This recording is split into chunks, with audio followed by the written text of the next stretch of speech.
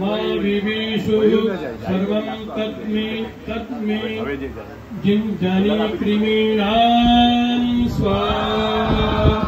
ओम ओते मे द्यावा पृथिवी ओता देवी सरस्वती ओतो मा इंद्रश्चाग्निश्च कृमिं जम्भयतामिति स्वाहा।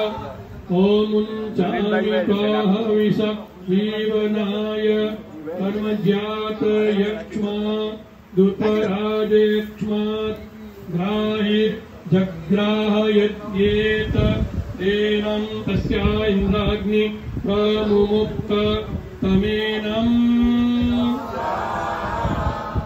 ओम नक्षत्रेभ्यः स्वाहा नक्षत्रेभ्यः स्वाहा रात्रेभ्यः स्वाहा मासेभ्यः स्वाहा मासेभ्यः स्वाहा ऋतुभ्यः स्वाहा कवेभ्यः स्वाहा संवत्सराय स्वाहा द्यावा पृथिवीभ्यां स्वाहा चन्द्राय स्वाहा सूर्याय स्वाहा रश्मिभ्यः स्वाहा वसुभ्यः स्वाहा रुद्रेभ्यः स्वाहा नित्येभ्यः स्वाहा मरुद्भ्यः स्वाहा विश्वेभ्यो देवेभ्यः स्वाहा मूलेभ्यः स्वाहा शाखाभ्यः स्वाहा वनस्पतिभ्यः स्वाहा पुष्पेभ्यः स्वाहा फलेभ्यः स्वाहा औषधीभ्यः स्वाहा।